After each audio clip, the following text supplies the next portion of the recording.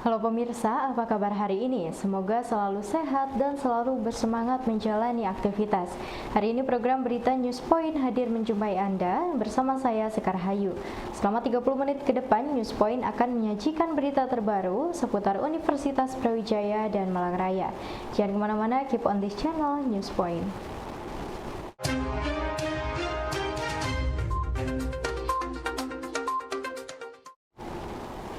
Pemirsa, tim SAR gabungan berhasil menyelamatkan 2 korban yang terseret ombak pantai Jembatan Panjang Bantur. Kedua orang tersebut adalah Ana, warga Spanyol, dan Pendi dari tour guide-nya. Anggota tim SAR Basarnas, Nur Hadi, mengatakan, hingga saat ini dari 5 korban yang terseret ombak, sudah 2 ditemukan dalam kondisi selamat. Mereka adalah bagian dari rombongan mahasiswa Fakultas Kedokteran UB yang sedang melaksanakan student exchange. Tim SAR gabungan hingga hari Minggu sudah berhasil menyelamatkan 2 korban yang terseret ombak pantai Jembatan Panjang Bantur. Korban ditemukan di kawasan Pantai Bantol sekitar 5 km dari lokasi awal. 2 korban selamat adalah Ana, warga Spanyol, yang sedang melaksanakan kegiatan student exchange di Fakultas Kedokteran. Korban kedua yang selamat adalah pendidik yang menjadi tour guide kegiatan. Kedua korban selamat sudah ditangani oleh petugas kesehatan dan saat ini tim SAR gabungan masih melakukan pencarian untuk 3 korban yang masih hilang. Perkembangan pencarian hari ini ya, alhamdulillah tim SAR gabungan tepat pukul 10.45 tadi menemukan 1 survivor dalam kondisi selamat atas nama Ana, warga negara Spanyol.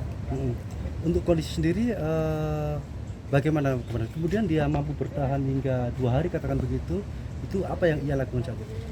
Untuk kemampuan dia bertahan, kita masih belum gali informasi sedetail itu karena kita menunggu dari pihak kedokteran untuk kesehatannya. Jadi setelah kesehatannya dia membaik, baru kita gali info bagaimana kronologinya, bagaimana istilahnya dia bertahan dan juga rekan-rekannya pada waktu itu. Seperti itu. Artinya kondisinya sendiri pada waktu itu mengalami luka atau kemudian sadar atau bagaimana saat ditemukan itu? Untuk kondisinya sadar sepenuhnya. Sadar sepenuhnya, mungkin ada sedikit luka di bagian kakinya. Ya mungkin hanya lecet atau apa. Dia merasa nyeri di bagian kakinya. Seperti itu. Upaya pencarian korban yang terseret ombak pantai Jembatan Panjang Bantur terus dilakukan hingga 7 hari ke depan. Pada hari ini tim dibagi menjadi 2, yaitu unsur pencarian di laut dan unsur pencarian di pantai. Anggota Basarnas Nur Hadi menjelaskan, tim yang menyusuri pantai sebanyak 5 tim yang juga berkoordinasi dengan warga masyarakat di sepanjang laut Pantai Malang Selatan. Sedangkan tim laut juga berkoordinasi dengan para nelayan yang sedang melaut untuk membantu proses pencarian. Upaya pencarian 3 korban yang masih belum ditemukan terus dilakukan oleh tim SAR gabungan. Tim SAR gabungan dibagi menjadi 2, yaitu unsur laut dengan menggunakan perahu jukung yang mencari di lautan lepas dan 5 tim menyusuri sepanjang pantai ke arah barat dari lokasi kejadian. Selain itu, tim SAR juga sudah menginformasikan kepada seluruh kelompok nelayan yang ada di Malang Selatan untuk ikut membantu proses pencarian korban. Saat ini tim mengaku terdapat kendala cuaca yang sering berubah sehingga upaya pencarian melalui jalur laut masih belum berjalan dengan maksimal. Mencari 3 orang yang belum diketemukan dengan cara ya kita melakukan pembagian seru, yaitu ada seru yang ada di laut dan kita sudah juga memapelkan, menginfokan ke sepanjang pantai selatan, terutama ke arah barat, ke paguyuban nelayan. Apabila menemukan tanda-tanda survivor ataupun korban, segera menginfokan ke posko. Sejauh ini kendala apa yang dihadapi oleh tim SAR dalam proses pencarian ini? Untuk kendala yang utama yaitu kendala cuaca, karena cuaca di pantai selatan ini seringkali cepat berubah dan juga ombak lumayan cukup tinggi. Itu menjadi kendala, kita tidak bisa menurunkan tim yang di laut maksimal.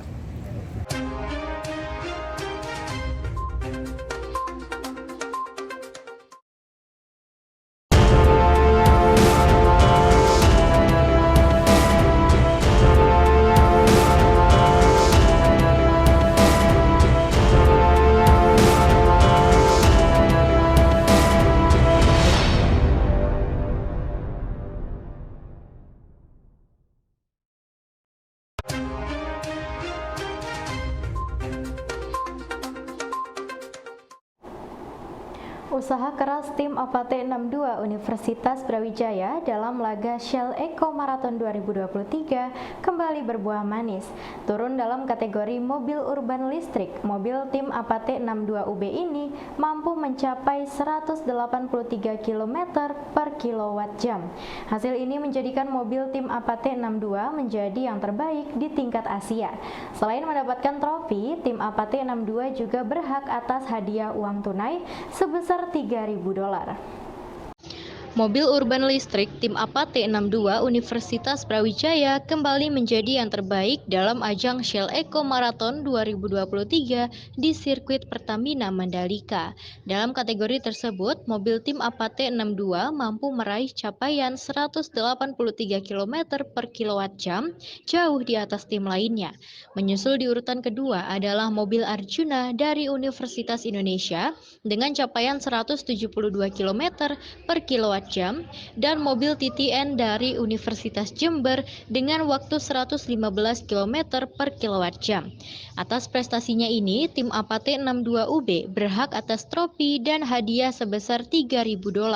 Prestasi ini menjadi kebanggaan dan motivasi yang kuat bagi tim dan Universitas Brawijaya untuk mengembangkan teknologi mobil listrik di masa yang akan datang. Close one, only 11 kilometers difference. But the winner, the clear winner, Team 702, APAT 62, Brawijaya Team 1 from Indonesia. Please join me on stage.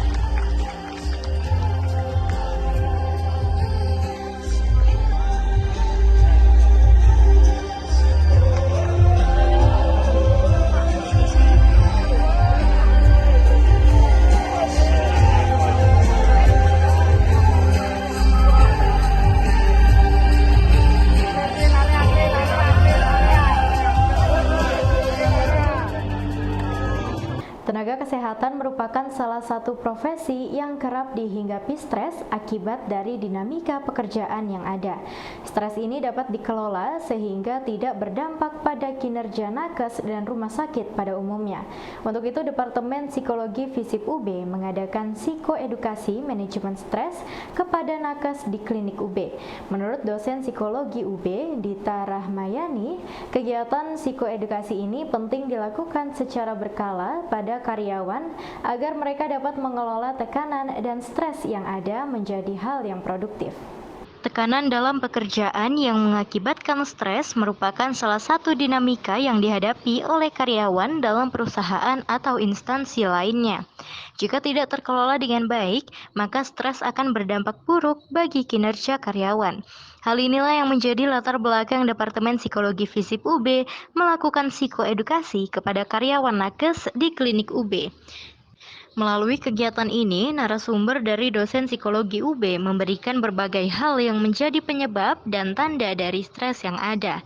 Dengan materi ini, maka karyawan dapat mengetahui dan mengenali hal tersebut sehingga dapat melakukan antisipasi. Pengelolaan stres diharapkan dapat menjadi pintu mitigasi bagi karyawan agar tetap produktif dan juga mampu mengelola tekanan pekerjaan dengan baik.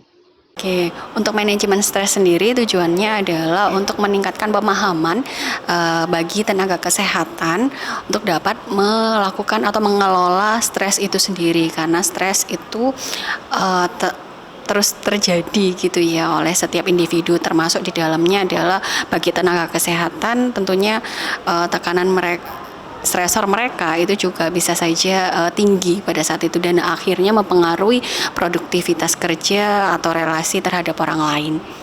Mungkin ada isu atau topik apa yang paling penting itu yang akan dibahas di acara ini? Oke, untuk topiknya yang akan dibahas pada acara kali ini adalah terkait stres, kemudian dampak dari stres itu sendiri, serta bagaimana cara untuk mengelola stres tersebut.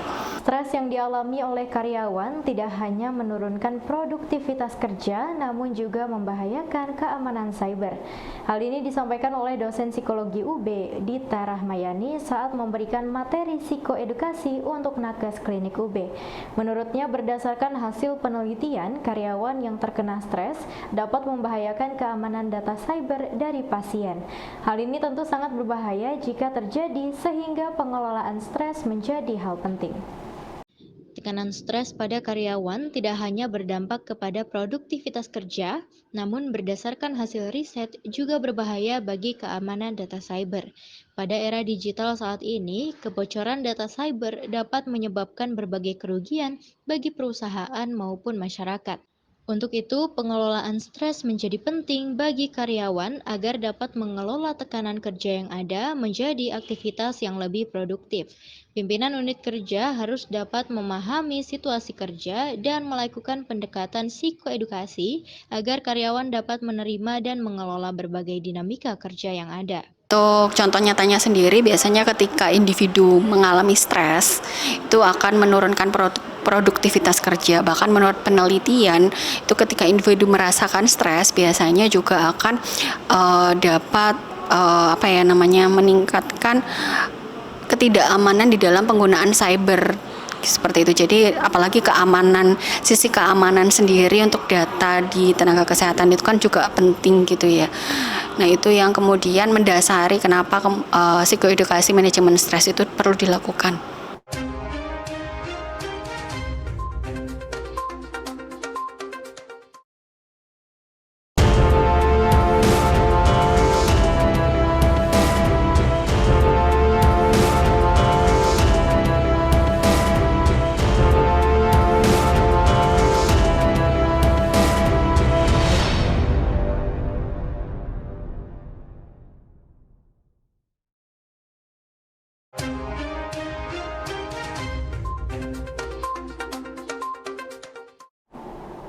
Beban kerja dan tekanan kerja pada tenaga kesehatan memiliki dinamika yang cukup tinggi. Hal ini dapat berpotensi memberikan tekanan stres kepada nakes yang ada. Hal ini diantisipasi oleh klinik UB dengan bekerja sama dengan berbagai pihak untuk secara rutin memberikan materi edukasi pengelolaan manajemen kerja agar terhindar dari stres.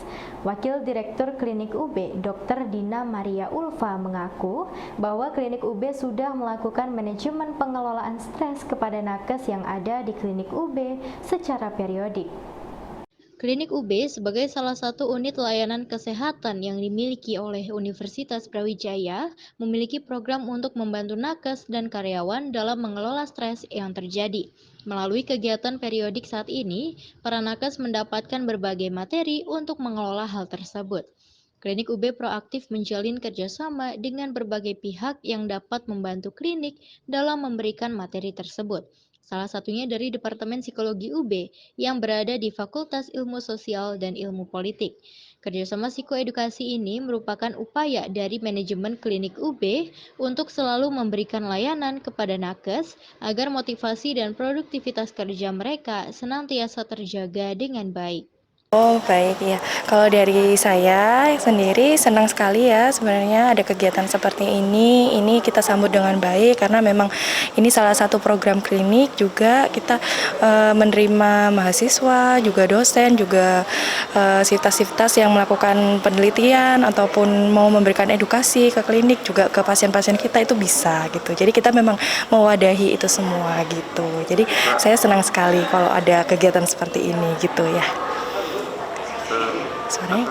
Program atau seminar ini sering diadakan di Poliklinik UB?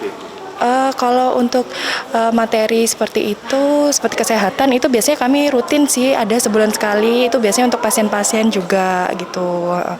Jadi ada kegiatan prolanis, itu ada pemateri dari dokter spesialis, ada juga kadang juga dari dokter klinik sendiri gitu, atau mungkin biasanya ada dokter dari FK gitu. Jadi kerjasama biasanya gitu. Guru Besar Bidang Psikologi Universitas Adelaide, Profesor Deborah Turnbull, memberikan materi mengenai psikologi tertentu terkini dalam konteks isu Indonesia maupun global.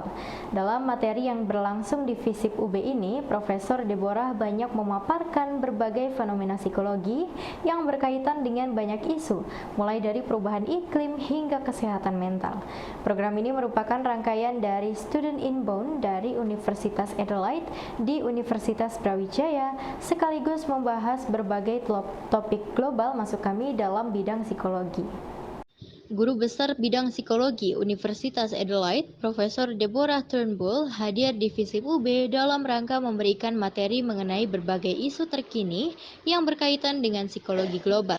Kepada peserta yang hadir di Gedung Nuswantara FISIP UB, Profesor Deborah banyak memaparkan berbagai hal yang dapat dipotret dari kacamata psikologi. Saat ini berbagai perubahan dunia berjalan sangat cepat dan memberikan dampak kepada kehidupan manusia dalam relasi antar manusia maupun dengan lingkungan. Berbagai hal baru muncul sebagai akibat dari perkembangan global. Hal inilah yang menjadikan ilmu psikologi diberikan kesempatan untuk berkontribusi secara global dalam hal kesehatan mental. So today we're sharing a variety of different topics. We're learning about psychology in Australia and in Indonesia, and we're also sharing about how psychology can contribute to important global problems. And the problem that we're focusing on today is that of climate change and how psychology can contribute to, amongst other things, promoting pro-environmental behaviours. Pemirsa, untuk memperkuat jejaring dan kemampuan keilmuan psikologi, Departemen Psikologi FISIP UB berkolaborasi dengan mitranya dari Universitas Adelaide. Menurut dosen psikologi UB, Cleo Putri Al-Yusaini, kolaborasi ini merupakan langkah penting karena tepat dilakukan pada era kolaborasi. Selain itu, kedua belah pihak menyadari pentingnya keilmuan psikologi untuk ikut menjawab tantangan zaman secara lokal maupun global, terutama dalam bidang kesehatan mental. Departemen Psikologi FISIP UB melakukan kerjasama dengan Universitas Adelaide dalam bidang penguatan dan pengembangan ilmu psikologi.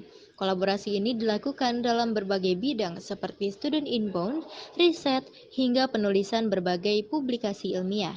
FISIP UB menyadari saat ini adalah era kolaborasi sehingga kerjasama dengan Adelaide University ini merupakan langkah tepat. Berbagai hal akan dibahas bersama dengan mitra dari Universitas Adelaide, terutama seputar keilmuan psikologi dalam menjawab berbagai perubahan global yang terjadi. Departemen Psikologi UB saat ini terus berupaya agar keilmuan psikologi mampu memberikan kontribusi terhadap berbagai hal yang terjadi yang berkaitan dengan kesehatan mental manusia. The ones that are asked about. Actually, Professor Deborah and we have already started our collaboration since year 2017, and this is, I think, like our third or fourth kind of times of collaborating in discussing certain issue. And this year we agree to talk more about global psychology. So current issues in the area of psychology cross-culturally, including the emergence of social media and also the impact on mental health. Baik pemirsa, informasi tadi sekaligus menutup perjumpaan kita hari ini. Jangan lupa saksikan News Point setiap hari pukul 19.30 waktu Indonesia Barat hanya di UB TV, Televisi Pendidikan Universitas Brawijaya. Saya Sekar Hayu dan seluruh kru yang bertugas pamit undur diri. Terima kasih dan selamat beraktivitas.